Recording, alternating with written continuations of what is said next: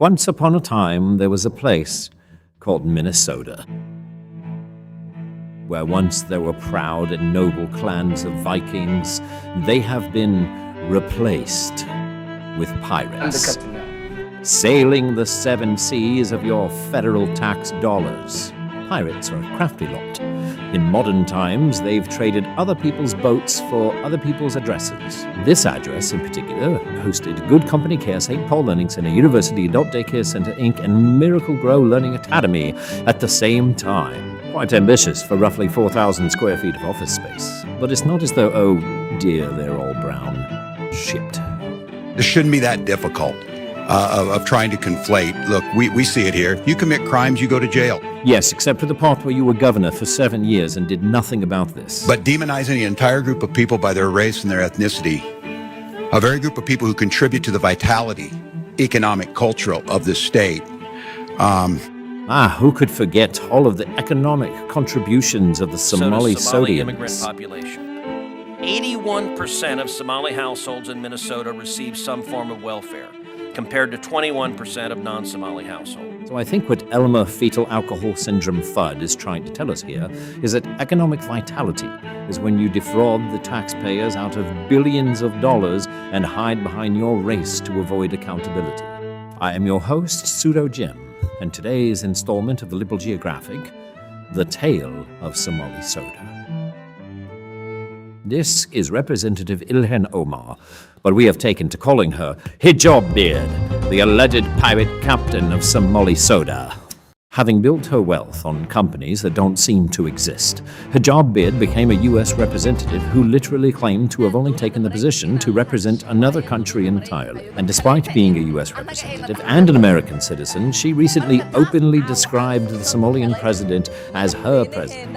After personally writing the legislation that was used to commit this fraud, Hijab Beard made a public appearance at the very restaurant committing the fraud to praise the very program that was sucking up tax dollars. This is Safari Restaurant, co-owned by Salim Ahmed Said.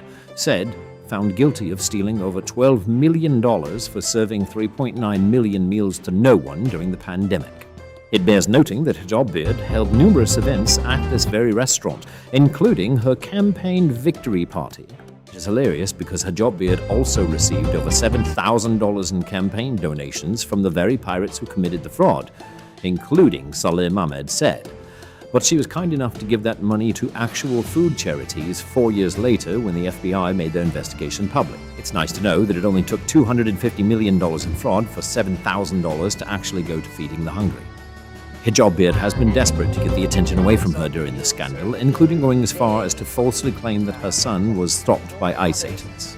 He did get pulled over by ICE agents. There is zero evidence that this incident actually occurred, and you can bet your finest bowl of bananas and rice that her son would have recorded this and immediately blasted it all over social media. Just as young Nick Shirley exploded on social media when he uncovered what the Somali pirates were doing in numerous, allegedly fraudulent daycare centers. Any of these facilities. A place called Mako Child Care, which actually has another child care registered at the same address. But despite Shirley's efforts in personally visiting these locations and cross-referencing years of publicly available and verifiable data, and working directly with a man who has personally invested years of his life investigating this, that wasn't good enough for the Libertatis Communist Ninny Network. No, CNN needed real, hard-hitting investigative journalism that could only be provided by real journalists. So naturally, they conducted a heavily edited street interview to discredit the person who actually investigated this. And for good measure, they called the places committing the fraud and made them super-duper swear they weren't doing anything wrong. We reached out to several of the daycares featured in the now viral video. Only one daycare facility answered and said they are a legitimate business. And so, with the brilliant detective work of a smear campaign and a single phone call, CNN had effectively and efficiently convinced the Libertatis community that there was no fraud to be found here. No, enough about that. Let's go after the person investigating this. You know, honestly, you knock on the door of a daycare center and you're like, let me in, let me in. God, there's massive fraud in Minnesota. We were all gonna die for it if it wasn't uncovered by some racist little mediocre subpar white kid who dates his mom, running around to daycare centers and trying to film children without consent. This is what happens when they target communities for their own benefit. This is what happens when they scapegoat. And this is what happens when they no longer hide the idea of white supremacy. Sending a YouTuber to drive around demanding that he gets to see children isn't an investigation, it's creepy. You're a f***ing Nazi yourself. What? What'd you say? You're a Nazi and your face is ugly. Oh, thank you. Why? Why ask me?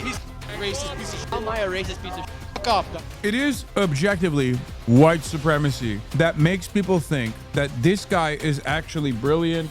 He is a right-wing provocateur who has been posing as a journalist and recently went viral for his report on fraud. Yes. So once again, it's not happening, and you're racist for noticing that it is happening.